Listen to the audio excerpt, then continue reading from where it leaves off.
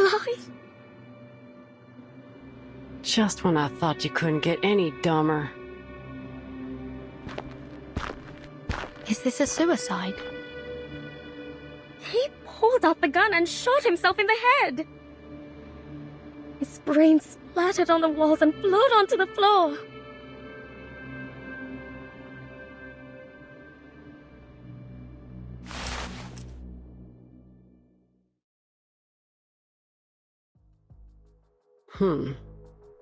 There's gunshot residue and powder burns near the wound. Gunpowder particles on his fingers.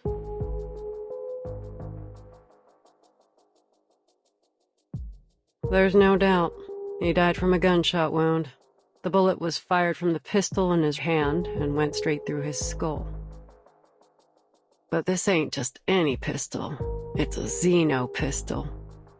You've got yourself in some serious trouble, Missy. It wasn't me!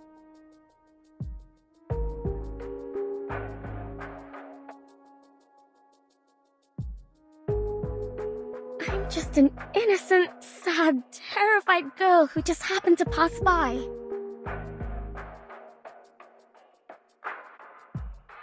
Well, Miss Innocent, Sad, and Terrified. If you want to prove your innocence, start by telling us what happened here.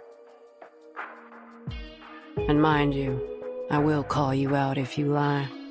The evidence here will tell me what's true and what ain't.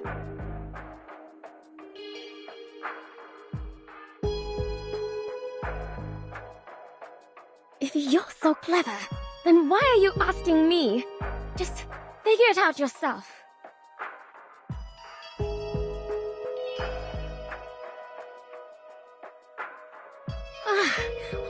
All right, I'll tell you.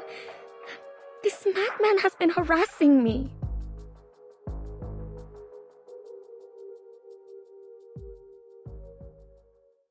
Ever since I moved into this place, I'd often seen him pacing around in the hallway. Day and night, he'd stomp around out here. He didn't care if anyone else was trying to sleep. I thought he must have had a lot on his mind, like he was troubled or something. So I asked him what happened.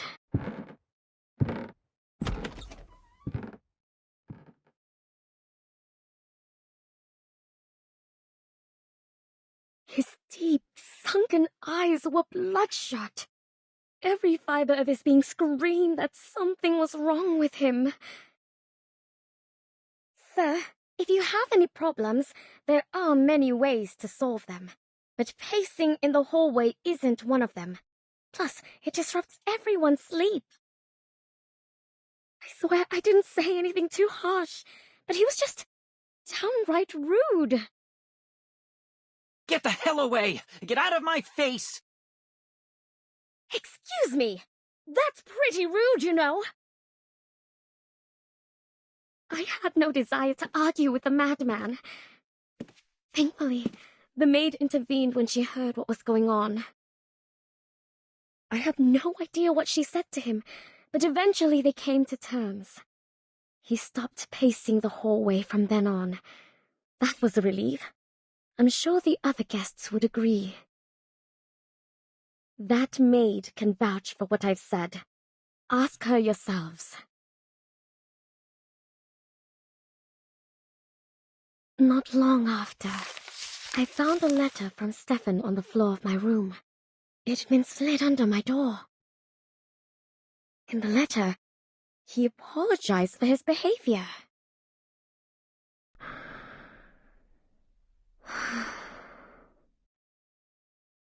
Should I make peace with him? I thought. As I wondered, I took a look through the peephole. It was strange. I couldn't see a thing. It was pitch black out there. Is it broken? I wondered. Before I could dwell on it too much, the phone rang. I was startled, but it was just the front desk calling.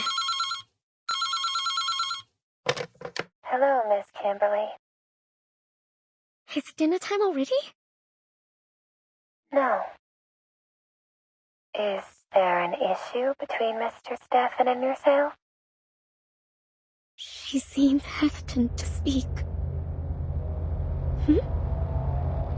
I know it's not my place to ask, but the situation is a little concerning.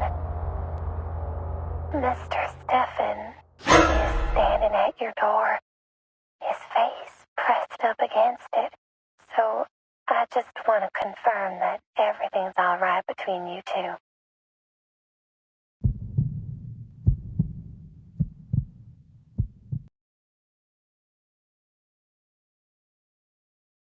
And that's what happened. Calm down, miss. It's all over now. Do you still have that letter with you?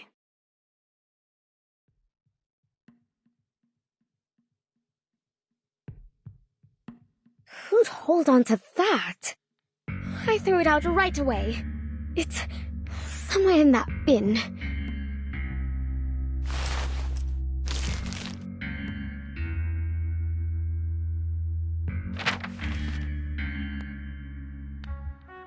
Dear Ms. Kimberly, I've got a question already. How did he know your name? You didn't know each other well enough to have exchanged them, did you? I'm the victim here, damn it! You can't interrogate me like this. But if you must know, maybe he heard it when my friend called me. Your friend? Why? What's so odd about that? A young girl like myself should never travel alone to places like this.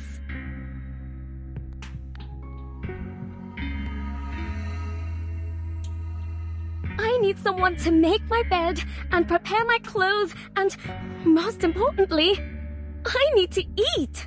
I wouldn't even be here if I weren't looking for...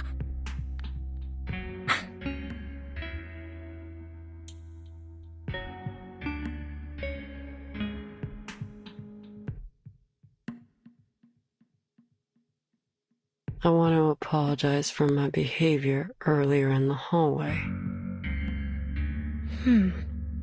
Looks like a perfectly normal letter to me. No hints that this is from a man on the verge of a mental breakdown. If you won't take my word for it, go ahead and ask the maid. She was there. She can vouch for me. Please, we weren't accusing you of anything.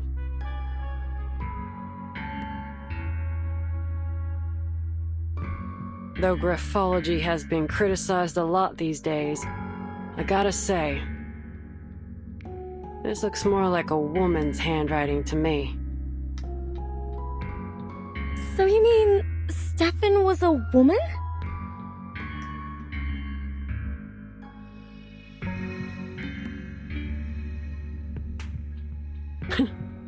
You still with us, Missy? What I'm suggesting is that Mr. Stefan didn't write this letter, but a woman did. But that's just speculation. Chances are Mr. Stefan's handwriting was just a little feminine.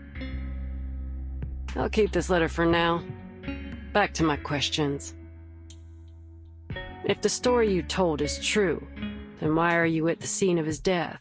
Did you go looking for him, even after all the weird things he'd done? I was hungry, okay? That's a good enough answer for you? I can't just starve myself! Hungry? If I remember correctly, the motel offers room service. And you get 1 free meal a day, so even if you ain't got no money, you have enough food to get by. What do you know?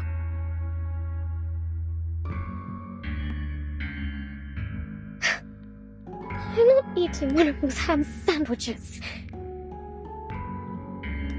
Alright, so you've got some standards when it comes to food. Let's drop that. You were there when he fired the shot, right? What happened then? Take your time and think it through. There's no rush.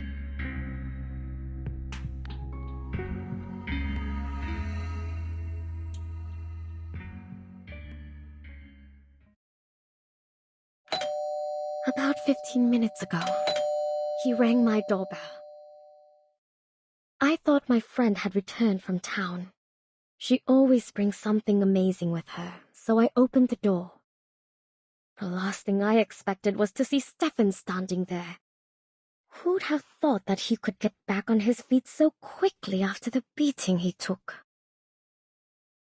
I was terrified when I saw him there. He towered over me, one hand on the doorframe and the other pushing against the door. I slammed the door shut. I thought he'd let go. But he didn't. The door closed on his fingers.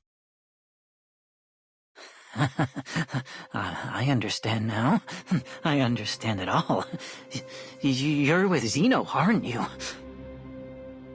His fingers were bent at a peculiar angle. It must have been painful, but he didn't seem to feel the pain at all. The fracturing of his fingers was no more painful than a mosquito bite to him.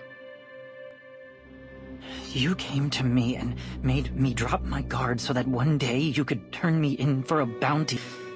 But why me? Why are you doing this to me? It wasn't me who made the plan. It wasn't me who executed it. It wasn't me who pressed that damn button. All I did was expose their crime to the rest of the world.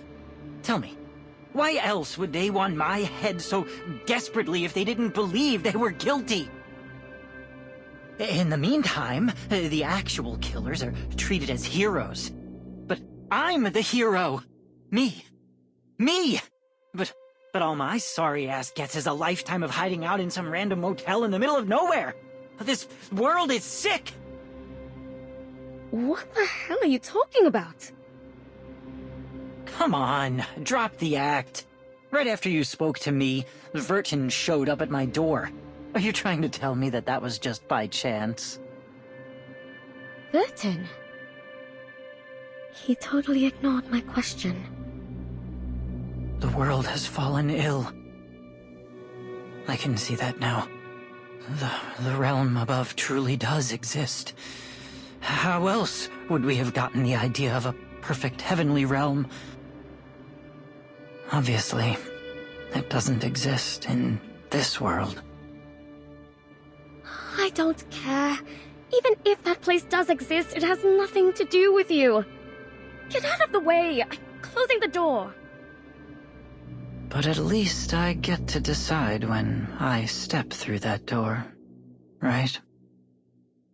I had no idea what he was talking about. And he didn't give me much chance to figure it out either. I'm afraid your mission is doomed to fail, young lady. In that moment, a smile of relief came over his face, and without a moment's hesitation, he pressed the pistol against his temple and pulled the trigger.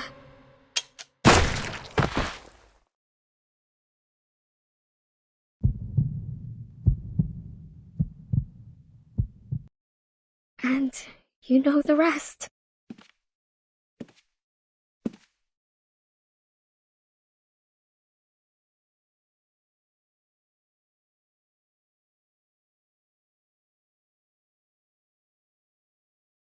What's going on in here?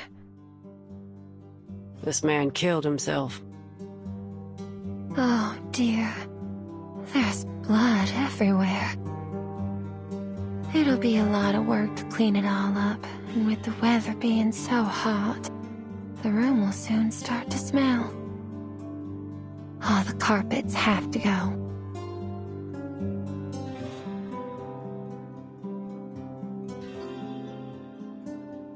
Miss Tuesday, can I ask you a question? Yes?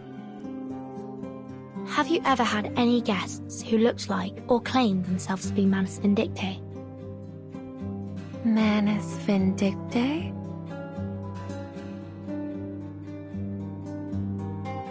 I'm not entirely sure what you mean. Could you explain in more detail? Most of them dress in blue and black.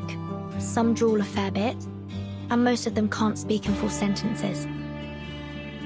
The most notable feature is that they all wear masks shaped like hands. Have you seen any before? Masks shaped like hands?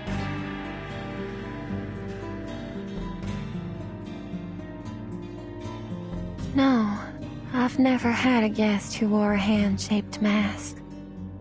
Never seen anyone in blue and black either. But if an organization was going to do something in secret, I don't think they'd be too public about it. Hey, lady.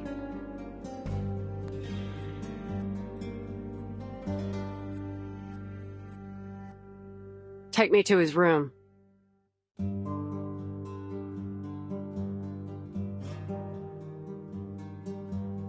Oh, it shouldn't be too hard for you to find the room yourself, right, Miss Argus?